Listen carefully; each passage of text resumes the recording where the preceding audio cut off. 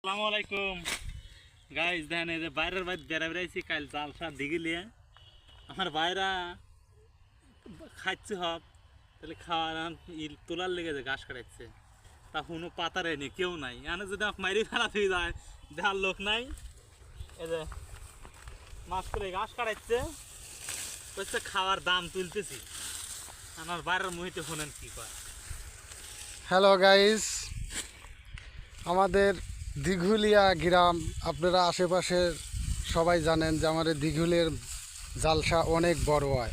আমার এই ঈদেও মনে করেন যে এত আমার এই গ্রামের লোক আনন্দ পায় না।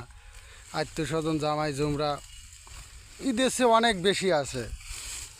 তো আমার এই যে ভাইরা ইনশাল্লাহ আইছে, ছোটো ভাইরা আইছে, এখন থাকবি নি 2-3 দিন তো থাকবেই, আর নিজেরও কাজকর্ম আছে, গরু বাছুর আছে। তো এখন কী করবো ভাই, ভাত চালির দাম আছে, এই জন্য বাইরাকেও খাটাচ্ছি।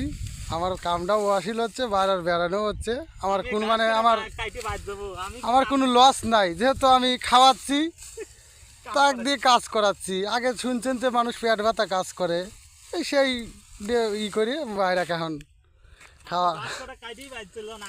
আচ্ছা ভাই, ভালো থাকেন, দোয়া করবেন আমাদের দিঘিলর জালসা যেন প্রত্যেক বছরই আল্লাহ সুষ্ঠু হলে ভালো হলে করার দেয়। আমিন।